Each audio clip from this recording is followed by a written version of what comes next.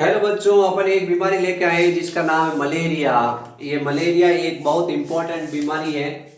Malaria बहुत घातक रोग होता है। मलेरिया में व्यक्ति को बहुत बुखार आता है और बुखार भी बार बार आवर्ती रूप में आता है। मलेरिया के बारे में आपको समझाते हैं। सबसे पहले आप बताओ, ये प्रोटोजोआ जनित बीमारी होती है, यानी प्रोटोजोआ से ये बीमारी फैलती है।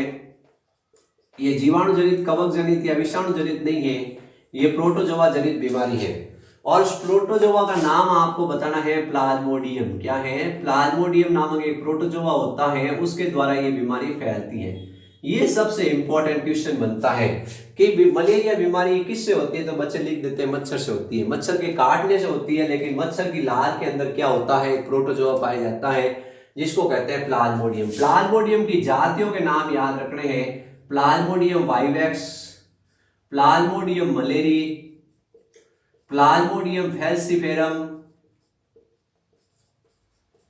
और प्लाज्मोडियम ओवेल। ये चार जातियां होती हैं प्लाज्मोडियम की। ठीक है, पहली जाति है वाइवेक्स, दूसरी है मलेरी, तीसरा है फैल्सिफेरम और चौथी होती है ओवेल।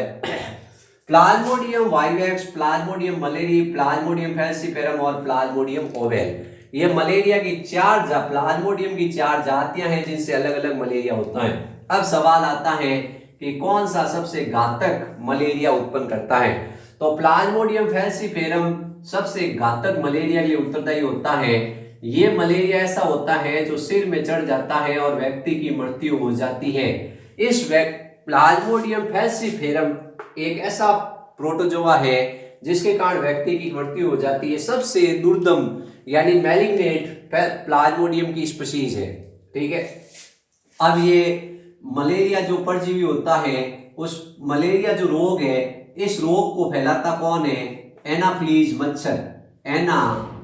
एनाफिलीज मच्छर, ये एनाफिलीज मच्छर है। ये क्या करता है? ये मादा एनाफिलीज लिखना जरूरी है आगे, क्योंकि नर मनुष्य को नहीं काटता है, नर सिर्फ जूस पीता है। ठीक है, मादा मच्छर ही मनुष्य को काटता है। उसमें क्या होते हैं? मुखांग होते हैं तीखे तीखे, वो मनुष्य को चूसता है और उसका खून चूसता है। तो सवाल आता है मलेरिया का वाहक कौन है? तो वाहक कौन है, यानी मलेरिया को फैलाता कौन है?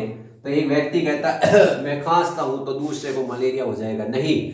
एक व्यक्ति कहता मैं दूसरे को छूता हूं तो मलेरिया हो जाएगा, नहीं। आप कहोगे जब ये मच्छर, मादा एनाफिलीज मच्छर है, वो काटेगा तब मलेरिया होगा। ये मादा एनाफिलीज मच्छर पहचानोगे कैसे? ये मच्छर बैठा है, ये मान लो मच्छर बैठा, तो इसका पीछे वाला भाग 45 डिग्री एंगल पे होगा। इसके पीछे वाला भाग क्या होगा? जमीन के 45 एंगल पे होगा, ये ऊपर उठा हुआ होगा। इससे पता चल जाएगा ये मादा एनाफिलीज मच्छर है।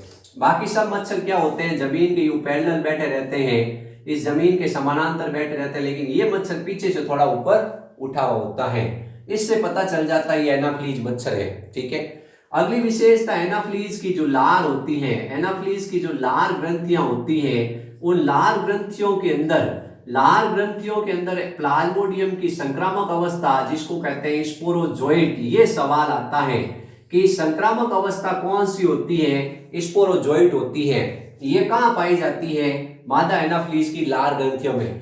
जैसे ही मादा एनाफिलीज मनुष्य के रक्त को चूसता है, जैसे ही मादा एनाफिलीज मनुष्य के रक्त को चूसता है, तो क्या करता है? वो अपनी लार को मनुष्य के रक्त में मुक्त करता है। वो अपनी लार को किस में मुक्त करता है? मनुष्य के रक्त में मुक्त करता है। और लार में हजारों स्पोरोजोइट होते हैं। ये स्पोरोजोइट किस में प्रवेश कर जाते हैं? मनुष्य के रक्त में प्रवेश कर जाते हैं और रक्त से यकृत में जाते हैं। और यकृत में इनकी संख्या क्या होती है? अलैंगिक जनन से बहुत अधिक संख्या में ये बढ़ जाते हैं। अलैंगिक जनन से ये क्या होते हैं? बहुत अधिक संख्या में बढ़ जाते हैं। फिर यकृत से ये आरबीसी का भक्षण करते हैं। यकृत से ये आरबीसी में जाते हैं। आरबीसी में क्या होता है? हीमोग्लोबिन है, उसको खा लेते हैं, हीमोग्लोबिन को खा लेते हैं। और पीछे क्या होता है? इसको जो अपचित पदार्थ होता है उसको कहते हैं हीमोजोइन। क्या कहते हैं? हीमोजोइन। ये हीमोजोइन विषैला पदार्थ रक्त में मुक्त होता है, इस कारण व्यक्ति को बुखार आता है। ये सवाल आता है कि ये जो आरबीसी को खाते हैं प्लाज्मोडियम की अवस्थाएं, उसके बाद जो अपचित पदार्थ हीमोजोइन मुक्त होता है, उसके कारण बार बार व्यक्ति को बुखार आता है। खाना खाया, फिर उसके बाद जो पचा नहीं उसको क्या कह दिया, हीमोजॉइन। हीमोजॉइन के कारण क्या होता है, व्यक्ति को बुखार आता है। फिर उसके बाद इसमें दो युग्मक बनते हैं आरबीसी के अंदर, नर युग्मक और मादा युग्मक। मादा मच्छर क्या करता है, व्यक्ति का वापस खून चूसता है, तो उस मच्छर के अंदर ये नर युग्मक और मादा युग्मक चले जाते हैं। नर युग्मक और मादा युग्मक आपस में क्या बनाते हैं, युग्मनज। आमाशय में क्या बनाते हैं, आमाशय में युग्मनज बनाते हैं। और फिर उसके बाद क्या होता है, आगे विभाजन होता है आंत्र के अंदर, और आंत्र से वो आमाशय से सॉरी उसके आंत्र के अंदर चले जाते हैं, और आंत्र से फिर उसके जो अपन कहते हैं हिमोसील गुहा होती है उसमें चले जाते हैं, और फिर ये स्पोरोजोइट अवस्था के अंदर बदल जाते हैं। तो इस तरह से क्या होता है, ये सवाल आता है कि मलेरिया रोग किसी व्यक्ति के कौन से अंग दोष संक्रमित करता है, यकृत और आरबीसी।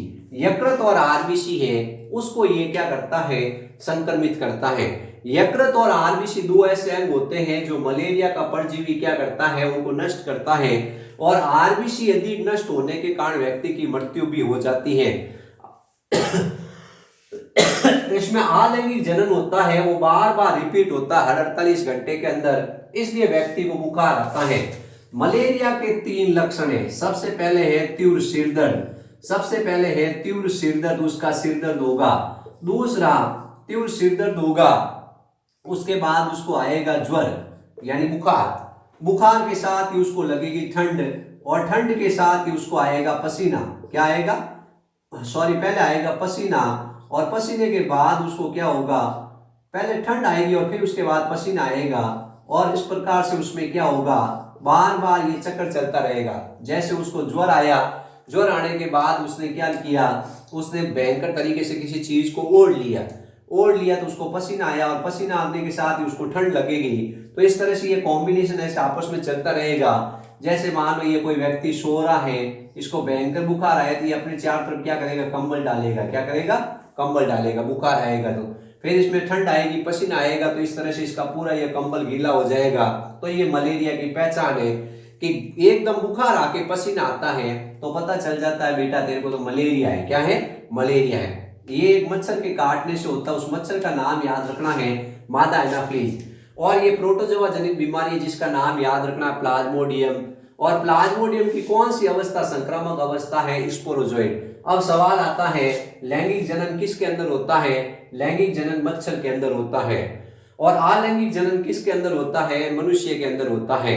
ठीक है, मनुष्य के अंदर अलैंगिक जनन कहाँ होता है, यकृत और आरबीसी में। जब इनको लगता है कि हमारा अस्तित्व खतरे में है, तब ये मेल गैमेटोसाइट और फीमेल गैमेटोसाइट बनाते हैं, इनको मच्छर चूस लेता है और इनका जीवन चक्र वापस शुरू हो जाता है।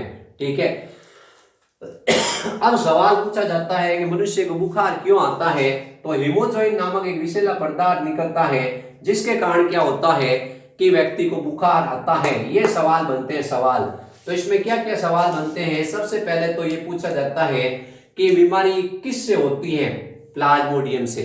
और दूसरा सवाल पूछा जाता है कौन सा प्लाज्मोडियम सबसे घातक है, प्लाज्मोडियम फैल्सिफेरम।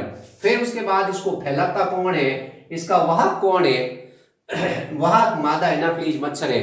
उसकी लाल ग्रंथियों के अंदर क्या होता है, स्पोरोजोइड होता है। ये स्पोरोजोइड मच्छर से मनुष्य में कैसे जाता है, जब मच्छर मनुष्य को काटता है तो इस कंडीशन के अंदर ये स्पोरोजोइड उसके रक्त में घुस जाता है मनुष्य के। और फिर उसके बाद मनुष्य के 2 अंग होते हैं, उनके ऊपर ये टारगेट करता है। उसका नाम आपको बताना है, यकृत और आरबीसी। फिर उसके बाद लैंगिक जनन फिर मच्छर में होता है, जब मच्छर वापस उस मनुष्य का खून चूसता है। उसके बाद मनुष्य को बुखार क्यों आता है, हीमोजॉइन के कारण आता है। हो गया, बंद किया, पूरा काट दिया। तो इस तरह अपने इसमें 2-3 सवाल, एक तो पूछा जाता है कि कौन सा टॉक्सिक पदार्थ मुक्त होता है, यानी जब किसी व्यक्ति को बुखार आता है तो कौन सा टॉक्सिक पदार्थ मुक्त होता है, हीमोजॉइन। फिर उसके बाद मनुष्य इस मादा एनाफ्लीज की लाल ग्रंथि के अंदर क्या होता है, कौन सी अवस्था होती है, जीवाणुज। इसका नाम आपके मुख में लिखा हुआ है, जीवाणुज, यानी स्पोरोजोइट अवस्था है। कौन सी अवस्था है, जो संक्रामक अवस्था है। ठीक है बच्चों, तो आप वीडियो को देखें, लाइक करें, सब्सक्राइब करें और शेयर करें, और अपने दोस्तों को बताएं मलेरिया किस तरह से याद करना है।